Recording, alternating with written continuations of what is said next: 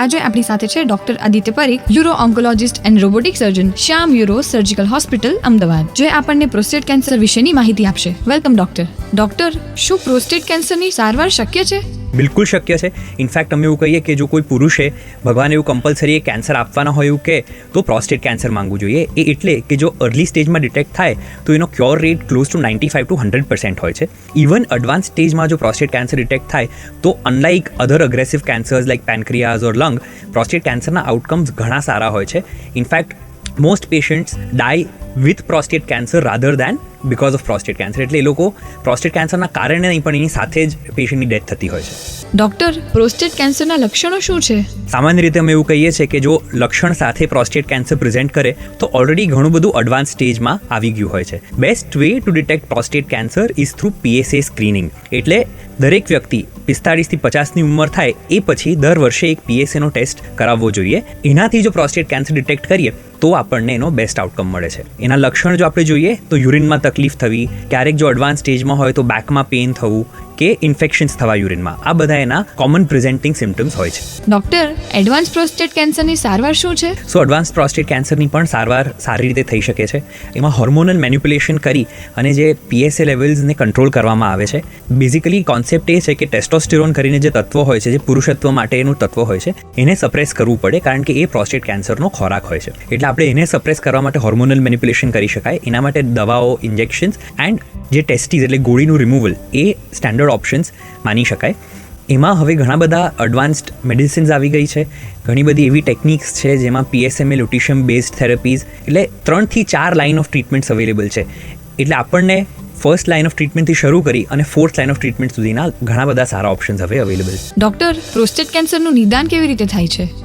Basic test એનો PSA છે. જો કોઈ વ્યક્તિમાં PSA વધારે આવે, એક યુરોલોજિસ્ટ દ્વારા જો રેક્ટલ એક્ઝામિનેશન કરી અને એમાં હાર્ડ એરિયાનું ડિટેક્શન થાય એ પછી નેક્સ્ટ સ્ટેપ MRI હોય છે. આ બંનેના આધારે નક્કી કરવામાં આવે છે કે પેશન્ટે બાયોપ્સી કરાવવી જોઈએ કે નહીં. અને જો બાયોપ્સી આપણે કરીએ અને એમાં કેન્સરનું ડિટેક્શન થાય એ પછી સ્ટેજિંગ માટે PSMA પેટ સ્કેન કરીને એક ઇન્વેસ્ટિગેશન હોય છે જે હાઈ રિસ્ક પ્રોસ્ટેટ કેન્સરમાં કરવામાં આવે છે. ડોક્ટર, પ્રોસ્ટેટ કેન્સર શું છે? કેન્સર એટલે અનકન્ટ્રોલ્ડ સેલ ગ્રોથ. એટલે જ્યારે કોઈ સેલ કંટ્રોલ વગર ગ્રો કરે એને કેન્સર કહેવાય. એવી રીતે જ પ્રોસ્ટેટ કરીને એક ઇન્ટરનલ ઓર્ગન છે આપણા બોડીનું જે વીર્ય જે છે એટલે સ્પર્મમાં કોન્ટ્રીબ્યુશન કરે છે, which is important for reproduction. એમાં જ્યારે કેન્સરનું ડેવલપમેન્ટ થાય એને પ્રોસ્ટેટ કેન્સર કહેવાય. ડોક્ટર, લોકલાઇઝ પ્રોસ્ટેટ કેન્સરની સારવાર શું છે? લોકલાઇઝ પ્રોસ્ટેટ કેન્સર એટલે પ્રોસ્ટેટ કેન્સર જ્યારે પ્રોસ્ટેટની અંદર જ સીમિત હોય તો એના બેઝિકલી 4 ટ્રીટમેન્ટ ઓપ્શન્સ હોય છે. એક્ટિવ સર્વેલન્સ એટલે કે MRI અને PSAનું મોનિટરિંગ કરી દરેક પ્રોસ્ટેટ કેન્સરને ટ્રીટમેન્ટ કરવાની પણ જરૂર નથી હોતી. એટલે લો રિસ્ક પ્રોસ્ટેટ કેન્સરમાં એક્ટિવ સર્વેલન્સ એ સ્ટેન્ડર્ડ ઓપ્શન છે.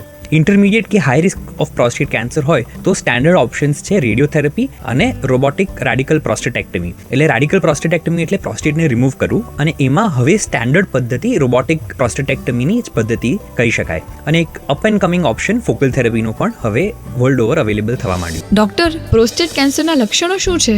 સામાન્ય રીતે અમે એવું કહીએ છીએ કે જો લક્ષણ સાથે પ્રોસ્ટેટ કેન્સર પ્રેઝન્ટ કરે તો ઓલરેડી ઘણું બધું એડવાન્સ સ્ટેજમાં આવી ગયું હોય છે. Best way to detect prostate cancer is through PSA screening. એટલે દરેક વ્યક્તિ 45 થી 50ની ઉંમર થાય એ પછી દર વર્ષે એક PSAનો ટેસ્ટ કરાવવો જોઈએ.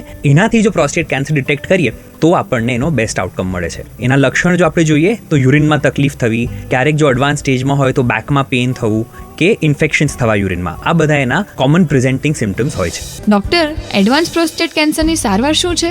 એડવાન્સ પ્રોસ્ટેટ કેન્સરની પણ સારવાર સારી રીતે થઈ શકે છે.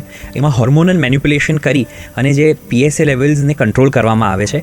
બેઝિકલી કોન્સેપ્ટ એ છે કે ટેસ્ટોસ્ટેરોન કરીને જે તત્વ હોય છે, જે પુરુષત્વ માટેનું તત્વ હોય છે, એને સપ્રેસ કરવું પડે કારણ કે એ પ્રોસ્ટેટ કેન્સરનો ખોરાક હોય છે. એટલે આપણે એને સપ્રેસ કરવા માટે હોર્મોનલ મેન્યુપ્યુલેશન કરી શકાય. એના માટે દવાઓ, ઇન્જેક્શન્સ એન્ડ જે ટેસ્ટીઝ એટલે ગોળીનું રિમૂવલ એ સ્ટેન્ડર્ડ ઓપ્શન્સ માની શકાય.